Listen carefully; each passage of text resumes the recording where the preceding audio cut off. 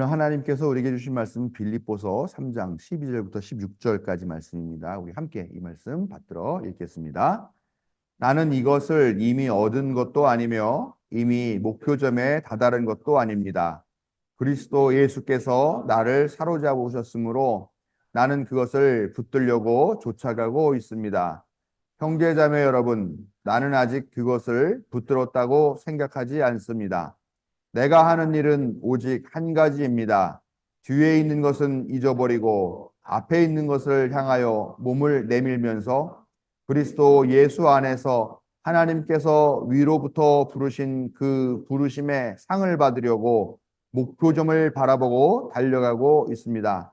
그러므로 누구든지 성숙한 사람은 이와 같이 생각하십시오. 여러분이 무엇인가를 달리 생각하면 하나님께서는 그것도 여러분에게 드러내실 것입니다.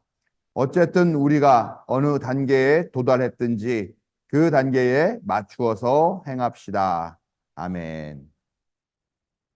우리의 약함과 무지를 깨우치시고 힘있게 하시며 생명의 길로 인도하시는 항상 오르신 하나님의 사랑과 자비가 오늘 예배하기 위해 하나님의 앞에 나온 자녀들에게 함께 하시기를 성어버이 성자 성령의 이름으로 축원합니다. 네, 지난 주일이 존 웨슬리 회심 286주년 기념 주일이었습니다. 장로교를 세운 칼빈은 아마 사람들이 다 잘 알 텐데 존 웨슬리는 잘 모르는 것 같아요. 감리교회 사람들도 잘 모르는 것 같은데 존 웨슬리는 감리교회의 창립자다, 감리교회의 아버지다라고 말할 수 있는 그런 분이고요. 장로교회가 많은 한국 교회에서는 보면은 대부분 어떤 특별한 교파를 선호해서 내가 그 교파에 출석해야 된다라고 하는 그런 것보다는 그냥 그 교회의 어떤 뭐 상황이나 또 목사를 보고 나가는 경우가 많아서 뭐 그 교파의 창시자, 뭐 창립자 이런 거에 대해서는 별로 관심이 큰 것 같지 않습니다. 우리 교회에서도 사실 저는 뭐 웨슬리에 대한 설교 그렇게 많이 하지 않았는데 오늘은 이분 이야기를 좀 하려고 합니다. 왜냐하면 존 웨슬리의 감리교회 운동을 생각을 하면 할수록 지금의 이 한국 감리교회의 모습이 너무나 한심하기 때문이에요. 그래서 오늘 말씀을 통해서 좀 이 감리교 정신이 무엇이고 또 한국 감리교회가 지금 무엇을 잘못하고 있는가 하는 것들을 좀 생각해보는 그런 시간을 갖자고 하는 겁니다. 저는 감리교회 목사로서 또 한 명의 신앙인으로서 감리교회의 일원이라는 것에 대해서 매우 자랑스럽게 생각하고 있습니다.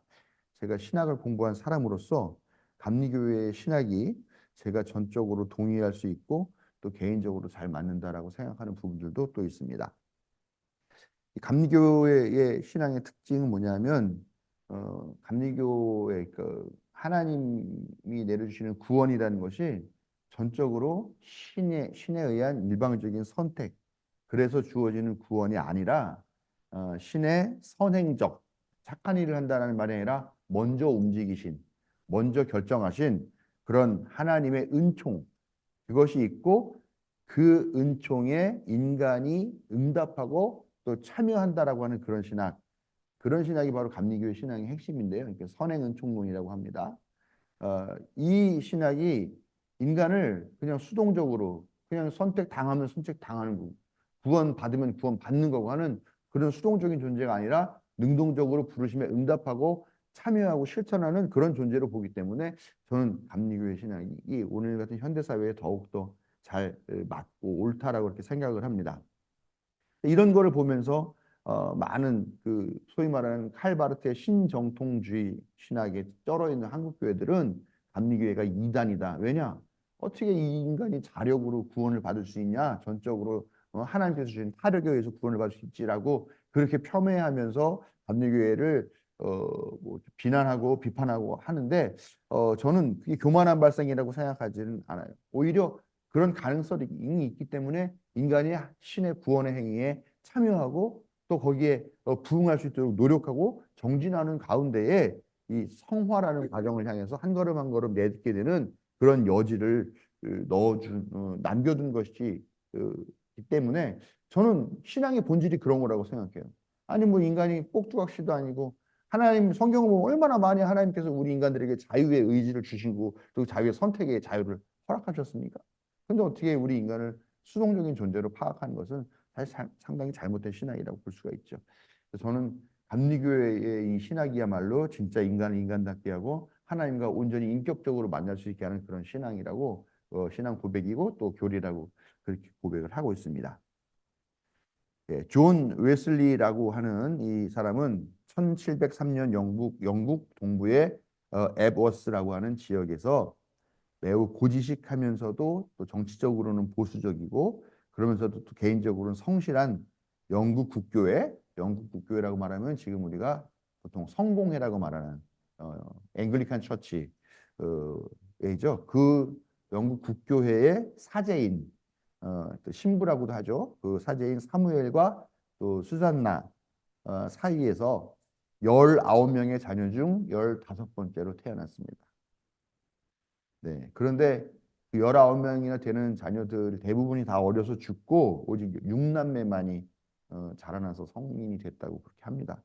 그 당시에 얼마나 이런 상황들이 열악한지 같은 것들을 좀 느낄 수가 있게 되는 그런 음, 부분인데요. 어머니 수산나 웨슬리는 특히 엄격한 가정 교육을 시킨 것으로 유명한데요. 근면, 검소, 정직 이런 것들을 이런 덕목들을 매우 강조해서 교육에 반영을 하였고요. 어, 그래서 그런 것들이 이 웨슬리라는 사람이 보면은 되게 성실하고 아주 철두철미한 그런 성격을 가진 사람으로 성장하게 됩니다. 이 존 웨슬리가 6살 되었을 해에 한밤중에 원인 모를 그런 화재가 발생하는데 이 목사관이 전수하는 그런 사고가 발생해요. 그런데 이 존 웨슬리가 그때 정말 구사일생으로 그 화재에서 구조되는 그런 경험을 갖게 됩니다. 그래서 그 자신은 자기를 소개할 때 또 자기의 간증적인 신앙을 할 때 항상 스가랴서 3장 2절의 말씀을 인용하면서 자기가 거기에 나오는 구절에서 불에서 꺼낸 타다 남은 나무 토막이라고 하는 구절이 나오는데 자기가 바로 그런 사람이라고 자기 어떤 인격과 자기의 정체성을 정의하는 그런 내용들을 볼 수가 있습니다. 11살 때 홀로 고향을 떠나서 런던의 명문 차터하우스 학교에 입학을 합니다. 거기서 공부를 잘해서 17살 때는 옥스퍼드 대학교에 속해 있는 인문계 대학인 크라이스트 처치 칼리지에 입학합니다. 그래서 문학사를 취득하고 그리고 졸업을 합니다. 졸업 후에 웨슬리는 영국 성공의 준회원 그러니까 사제 서리 사제라고 그래요. 서리 사제 안수를 받게 됩니다. 그러니까 이제 뭐 엘더 회원은 아니고 그러니까 준회원 같은 식으로 안수를 받게 되는 거죠. 그리고 링컨 대학 연구원으로 가서 또 일하다가 3년 후에는 정식으로 사제가 되는 그런 정회원 사제 안수를 받게 됩니다. 그리고 1929년에 대학 강의를 위해서 옥스퍼드로 돌아왔는데 그때 동생 찰스 웨슬리가 주도하고 있는 그런 비공식 모임이 있습니다. 이거를 신성 클럽이라고 얘기를 하죠. 신성 클럽, 영어로 홀리 클럽이라고 하는 그 클럽이 있는데 거기에 이 존 웨슬리도 자연스럽게 합류해서 그 모임의 지도자 역할을 맡게 되죠. 이 신성 클럽은 되게 진지한 모임이라고 그래요. 얼마나 진지했느냐? 주 2회 이상 금식하고 매일 저녁마다 기도회를 열었고 경건한 서적들을 읽는 것 같은 그런 신앙 훈련은 물론이고요. 거기에다가 또 억울하게 감옥살이를 하고 있는 사람들을 방문하는 것, 또 빚쟁이들, 수감자들을 어떻게 지원해서 도울 수 있을까 하는 것들을 연구하고 또 빈민 어린이들, 뭐 요즘식으로 말하면 뭐 옛날 같은 우리 한 7, 80년대, 90년대를 말하면 야학 같은 거겠죠.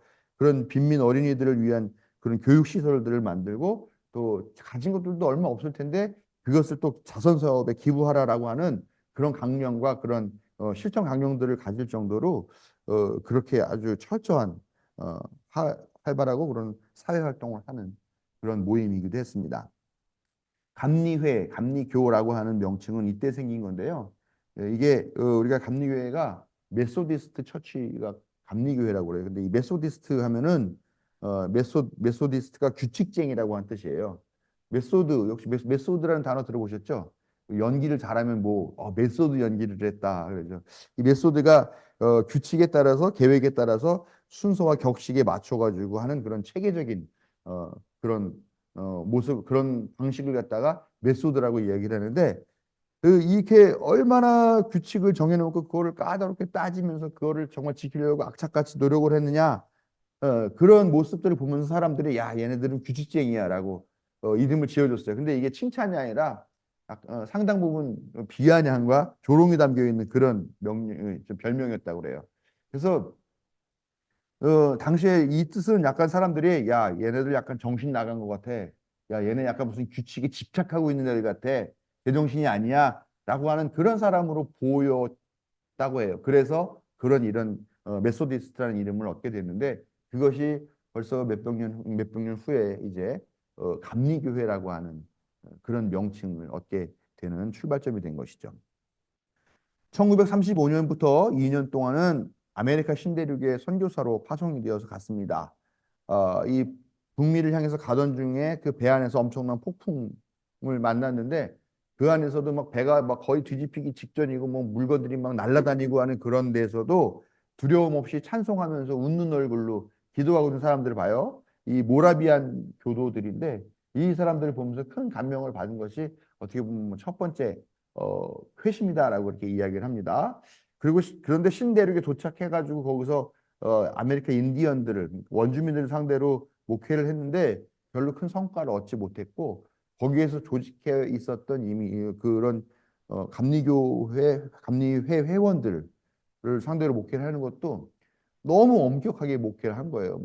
뭐 사교 클럽에 나가지 마라, 뭐 하지 말아라, 뭐 하지 말아라 이런 걸 너무 그리고 말 안 들으면은 막 당신 성찬에 참여하지 마, 막 이런 식으로 명령을 하고 그러니까 교인들이 갈등이 생긴 거죠.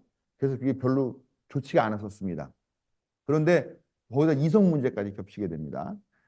장교 부인인데 이 사람을 남편의 허락 받지 않고 그 사람을 뭐 면담해주고 상담해주고 하는 이런 일들이 몇 번 있었는데 그걸 가지고 그쪽에서 이제 고소를 하게 된 문제도 있었고요.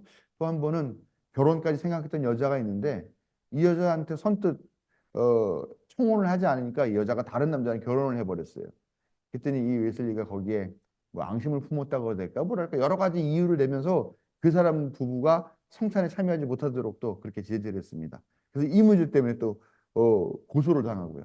그러니까 결국은 그냥 그런 고소 문제, 법적인 문제들 때문에 어쩔 수 없이 미국을 떠나서 다시 런던으로 돌아오게 되는 그런 상황이 된 거죠. 그때는 미국이 아니었죠. 그때는 영국의 식민지였던 북아메리카였죠. 그리고 1738년에 다시 런던으로 그렇게 돌아왔어요. 큰 좌절에 빠졌죠. 자기가 되게 잘할 거라고 생각했는데 가가지고 뭐 그런 송사에도 휘말리고 그러니까 뭐 은혜란 무엇일까? 구원이라는 건 무엇이고 믿음이라는 건 어떠해야 될까? 이런 것 때문에 되게 많이 고민을 하고 있었던 거죠. 그러다가 5월 24일에 에더스게이트 거리에 있는 한 교회에서 열린 집회에 참석을 합니다. 마지못하는 마음으로 갔다 그렇게 이야기를 해요. 그리고 갔다가 오후 8시 45분쯤 사회자가 읽었던 마틴 루터의 로마서 주석서의 서문을 듣는데 갑자기 마음이 뜨거워지는 체험을 하였다라고 기록을 하고 있죠. 그날의 일기를 한번 보겠습니다. 나는 내키지 않는 발걸음으로 올드스게이트 거리에 가서 한 신도 모임에 참석하였다. 거기에서 한 사람이 루터의 로마서 서문을 읽고 있었다.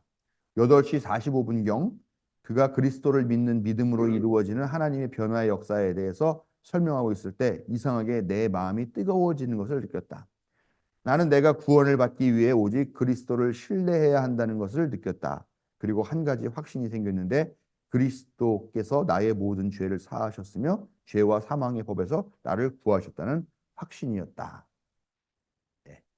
여기서 사실은 마음이 뜨거워지셨다가 아니라 우리 지난주에도 우리 남 목사님이 설교하셨듯이 마음이 따뜻해졌다. warm이라는 단어를 쓰고 있는데 이게 교회가 워낙 불길 같은 성령 이런 걸 좋아하니까 좀 자기적으로 이렇게 해석을 한 거죠. 뜨거워진 게 아니라 따뜻했다고 하는데요. 아무튼 이날 이후 웨슬리는 확신을 갖고 매우 정력적으로 그렇게 감리교회 운동을 펼쳐나가게 됩니다. 그가 88세로 세상을 떠날 때까지 지구를 13바퀴 정도 도는 거리를 말을 타고 순회를 하였다고 합니다. 그리고 설교하였고요. 목회 66년 동안 하루도 걸리지 않고 새벽 4시에 일어나서 기도하고 설교하였다고 하고요. 또 여러 방면에 저수로 활동하여서 400여 편의 책을 썼고요. 또 525곡을 이걸 묶어서 찬송집을 내는 그런 거의 오늘날의 찬송가 수준이죠. 그런 찬송집도 내는 정말 정력적인 사람이었다고 이렇게 얘기를 합니다. 또 존 웨슬리의 동생이 찰스 웨슬리는 되게 유명한 찬송가 작곡가예요. 오늘 좀 전에 불렀던 그 곡도 제가 원래 이렇게 뭐 일장부터 이렇게 예배 임예송으로 적합한 노래들 불러서 하는데 오늘 이 순서가 딱 돼가지고 이거를 이 찬송을 넣었는데 34장을 보니까 그게 찰스 웨슬리가 부른 노래더라고요. 지은 노래더라고요. 그래서 야 그렇구나. 그리고 또 오늘은 또 감리교 개혁에 대해서 또 뭐 감리교회의 어떤 회복에 대한 설교를 하니까 일부러 찰스 웨슬리 곡을 정해가지고 일단 성금성으로 부를 텐데 그것도 또 찰스 웨슬리가 만든 노래. 근데 우리가 너무나 잘 아는 그런 찬송들이죠. 사실 존 웨슬리는요 죽는 날까지 감리교회 목사였던 적이 없습니다. 그는 영국 성공회 사제였습니다.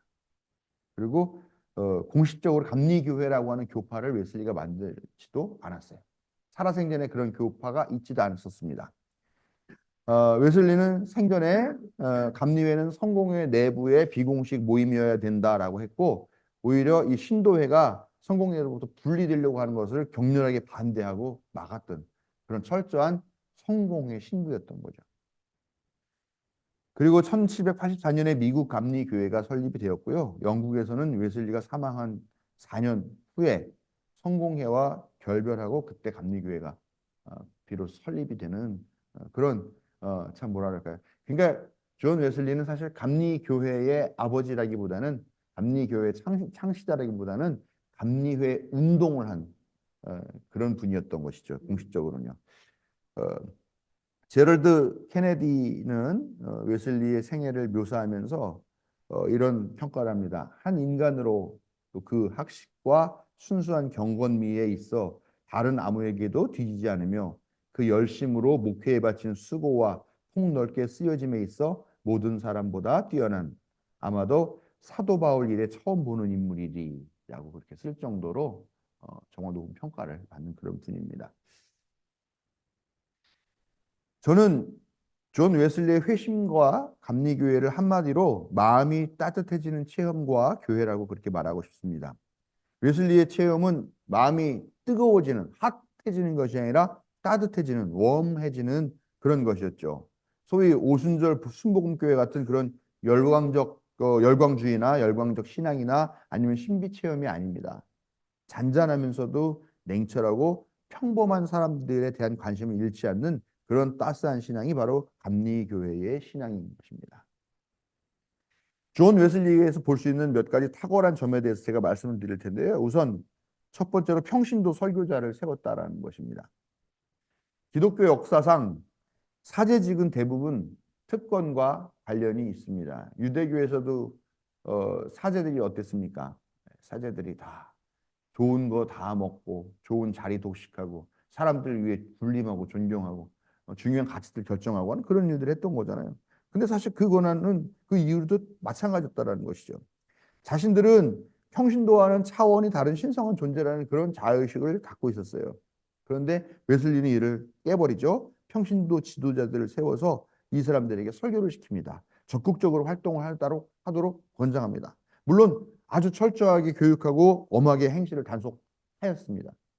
그래서 평신도 지도자가 세워지고 정말 감리교회를 우뚝 서게 하는데 많은 역할들을 했던 그런 아주 유능하고 유명한 사람들이 많이 배수출되게 됩니다. 오늘 한국 감리교회에서는 평신도 주일로 지키는 날이에요. 또 하필. 근데 한국에서는 평신도를 부르는 다른 멸칭이 있습니다. 멸시해서 부르는 이름. 뭔지 아세요? 경신도. 평신도들 자체적으로 자조적으로 이렇게 불러요. 네. 별로 좋은 말이 아니죠. 장애인 좀 비하는 그런 말 좋은 말 아닙니다만 이게 스스로도 그렇게 부르고 옆에서도 그렇게 부릅니다. 왜냐 평신도들이 제 역할을 하지 못해요. 그 스스로도 정치 목사들의 하수인 노릇을 자청하거나 그런 존재로 만들어 버립니다. 이 목사들이 변화하는 민주사회의 발목을 잡는 것 앞장서서 지금 막 하죠. 제가 감리의 목회자 모임 새물결이라고 해서 전국 총무를 하고 있습니다. 감리교 이 새물결이라는 모임은 감리교회를 개혁하고 영성도 회복하고 공교회성도 회복하고 그랬으면 교회를 교회답게 만들자고 하는 그 운동을 하고 있는데 우리 지방 내에서도요. 새물결 그러면은 뭐 예를 들면 어디 뭐 이번 이런 사업인데 좀 지원해 주십시오. 그러다가 채물결 안 해. 응. 이런다는 거예요. 이관태 목사님도 채물결 회원인데 어? 거기 가서 지금 라오스 선교사 가 있는데 좀 지원해 주자 했더니 이관태 목사 채물결이지 안 해. 이런다는 겁니다. 도대체 어떻게 평신도들을 이 감리교회가 세우고 양육하고 교육했으면 이런 일들이 벌어집니까? 이게 참 아유 개탄스러울 따름입니다. 영국 국교회의 정회원 사제였던 존 웨슬리는 어, 설교할 수 있는 강단을 얻지 못했어요. 즉 영국 성공회에서 그 사람에게 설교할 수 있는 기회를 주지 않았어요. 왜냐? 너 감리회 운동하잖아. 별로 안 좋아했던 얘기겠죠? 그래서 선택한 것이 존 웨슬리 야외 설교, 5개 설교를 선택하게 됩니다. 사실 철저한 국교도였던 웨슬리는 야외 설교를 하려고 할 때 썩 마음이 내키지 않았다고 생각합니다. 왜냐하면 예배는 신성하게 또 설교는 신성하게 교회 예배당 안에서 하나님의 성전 안에서 이루어져야지라고 하는 그런 보수적인 생각이 분명히 있었죠. 그런데 당시 야외 설교에서 수천 명의 청중을 모으면서 아주 부흥사로 열심히 일했던 그 조지 휘필드가 같이 감리회 운동을 했었었는데 이 사람이 어느 날 자기가 예배 설교를 하러 가기로 한 그곳에 갈 수가 없게 됐다고 그래요. 그래서 웨슬리한테 당신이 가서 좀 대신해 주십시오라고 청했는데 며칠을 고민하다가 웨슬리가 이걸 수락하죠. 그리고 가가지고 거기에서 설교를 하는데 그때 뭐 몇천 명이 모였다 그래요. 그리고 그러고 나서부터 계속 야외 설교를 세상을 떠날 때까지 약 5만 번 정도를 했다고 합니다. 이때 나온 말이 웨슬리의 유명한 말, World is my parish, 즉 세계는 나의 교구다. 나는 교구를 아무도 나에게 맡겨주지 않아서 내가 설교할 곳조차 없었지만 그러나 뭐 걱정이냐 아무 데서나 가서 야외에서 설교하면 되지 이런 생각을 갖고 한 거죠. 그의 야외 설교는 어떻게 보면 닫혀져 있는 교회라고 하는 또 이 공간이라고 하는 제약이 있는 그런 곳으로부터 자유롭게 가서 뛰쳐나가서 대중에게 접근할 수 있게 되는 그런 장점이 있었고요. 또 그런 계기를 통해서 감리회가 평민들을 위한 운동을 하도록 만들게 되는 그런 계기가 되었다고 합니다. 더 큰 건물을 만들고 더 강력한 교권의 중앙 집권적 지배 이런 거를 지향하고 있는 오늘날 감리교회가 진지하게 반성하면서 되새겨야 될 그런 웨슬리 정신이 아닌가 생각합니다. 또 웨슬리의 감리회 운동에서 빼놓을 수 없는 것이 적극적인 사회 참여 운동이에요. 당신은 어떤 사회냐? 그러니까 1700년대 즉 18세기 보면 우리가 제일 먼저 떠오르는 게 있어야 돼요. 뭘까? 산업혁명. 그때 막 방직 고개 공작 기계들이 막 만들어지고 증기기관이 발달되고 막 만들어지고 하면서부터 산업혁명이라는 게 시작이 됩니다. 역사가 대격변을 맞는 그런 시기였죠. 그러면서 돈을 번 사람들이 생겨나면서 자본주의라는 것들이 태동이 됩니다. 그동안 평생 땅에서 농사짓던 사람들이 이제는 더 이상 이걸 할 수 없으니까 빚지고 하니까 땅을 대지주에게 팔아먹죠. 그래서 그들의 농업 노동자로 전락을 하거나 아니면 일거리를 찾아서 도시를 향해서 갑니다. 거기서 산업 노동자로 전락을 합니다. 이런 과정에서 극심한 빈부격차가 생기고 빈곤에 시달리는 사람들이 많아요. 근데 산업혁명으로 인해서 일해야 될 사람들이 많이 필요하죠. 그러다 보니까 어린이들까지도 저임금 장시간 노동에 그렇게 동원이 됩니다. 당시 기록을 보면요. 4살부터 13살까지 이하 어린이들이 석탄 광부 일에 고용되어 하루 11시간에서 14시간 이상의 노동을 강요당했다라고 합니다. 아니, 4살짜리가 탄광에 가서 무슨 일을 해요? 근데 증기기관 돌리려면 석탄이 있어야 되니까 그 아이들까지 그리고 또 보면은요. 남성과 젊은 여성 광부들이 거기서 일을 했다는데요. 그 탄광 안에서 남성들은 땀도 나고 막 그러니까 전라로 일을 했대요. 여자는 21세 뭐 14살부터 21세 된 여성들이 반나로 그러니까 아마 웃옷을 벗고 일했다는 얘기인 것 같아요. 한강에서 기어다니면서 바구니에다가 석탄을 담아가지고 이렇게 날랐다고 합니다. 심지어 갱도에서 2아이를 낳은 여자도 있었다고 해요. 그 석탄가루가 묻어있는 그 앞치마에 그 아기를 받았다. 이런 이야기를 합니다. 근데 이런 일이 산업 전반에 영국 전반에서 벌어지고 있었던 당시의 상황이라는 거예요. 그러다 보니까 어떻습니까? 각종 범죄가 들끓었겠죠. 예. 또 마약, 또 알코올 중독에 빠지는 사람들이 되게 많았다는 거죠. 그런데 당시 정치계와 종교계는 이런 새로운 노동자의 출현, 상류 계급과 노동자 계급 사이에 이런 대립적인 이런 문제를 제대로 보지 못하고요. 또 종교에서는 또 국교도와 비교도, 그러니까 영국 성공에 속한 사람과 그게 아닌 다른 기독교를 믿는 사람 사이의 차별도 막 심각하게 드러날 정도로 그렇게 있었다는 거예요. 이런 현실에 대해서 웨슬리와 신성 클럽은 매우 진지하게 바라봤고 올바르게 분석했고 현실적으로 접근을 했다는 겁니다.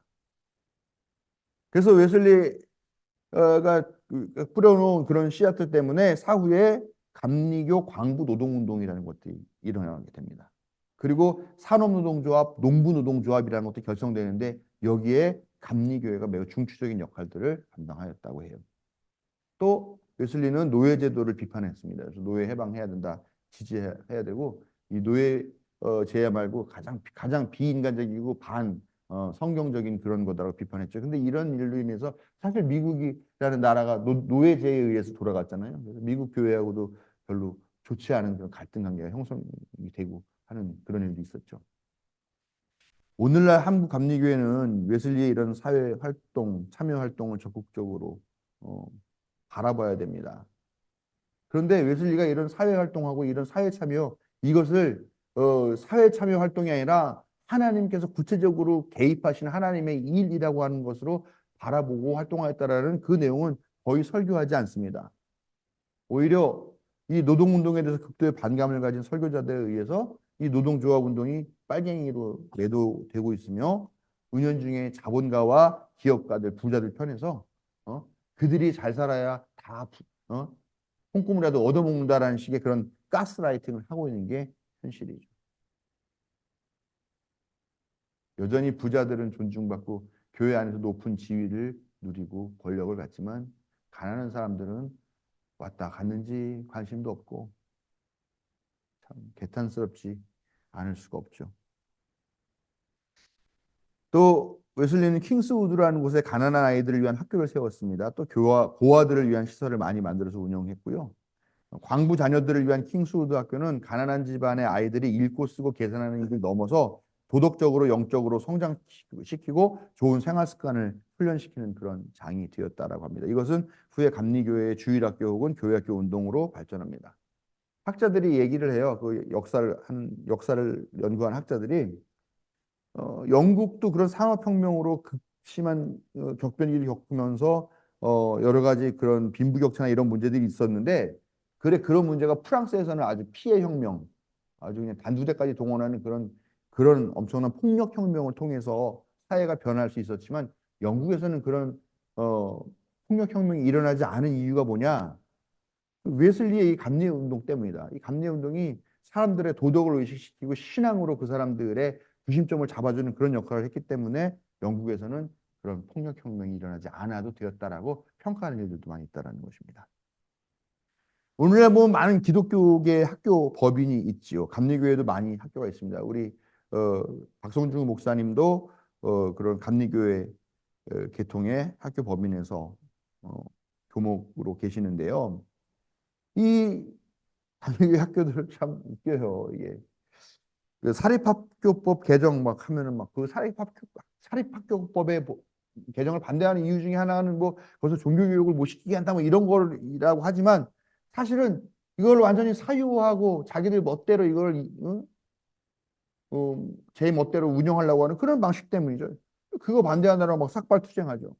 또 학생 인권 조례 폐지해야 된다. 제정할 때는 막 제정 안 해야 된다라고 막 하고 제정되고 나면 제정 반대한다고 막 하고 그렇게 저항하는 것을 보면서 과연 하나님의 이름으로 학생을 위하는 학교인가 하는 의심을 안 할 수가 없다는 거죠.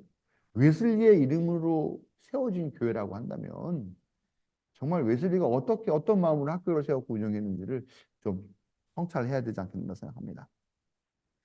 말씀이 엄청 길어지고 있습니다. 마지막으로 웨슬리 감리교회 운동의 가장 큰 특징은 속회예요. 속회. 밴드라고도 하는데요. 이 밴드는 매우 엄격하면서도 자발적인 참여로 운영이 되는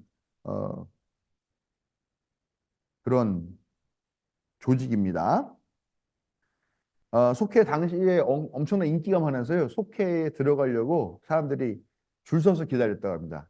나 좀 여기 가입시켜줘. 그리고 속회 입장권을 안표같이 팔리기도 했다고 그렇게 할 정도로 하는데 뭐 속회가 그렇게 많은 인원이 모이는 게 아닌데 무슨 안표까지 사갖고 들어오면 속장이 모를까? 약간 그런 좀 의아심은 좀 들긴 듭니다만 근데 이 속회 순서 중에요. 직고라고 하는 순서가 있어요. 직고. 직접적으로 고백한다. 뭐 한 약간 어떻게 보면은 어 그 천주교에서는 고해성사 같은 그런 부분인 것 같아요. 서로의 죄를 공식적인 자리에서 이렇게 고백하는 거죠.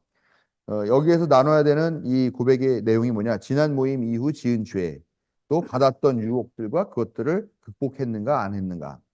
또 혹시 죄인지 아닌지 좀 확실하지 않은 좀 애매하지만 마음에 걸리는 그런 생각이나 말과 행동이 있었는가?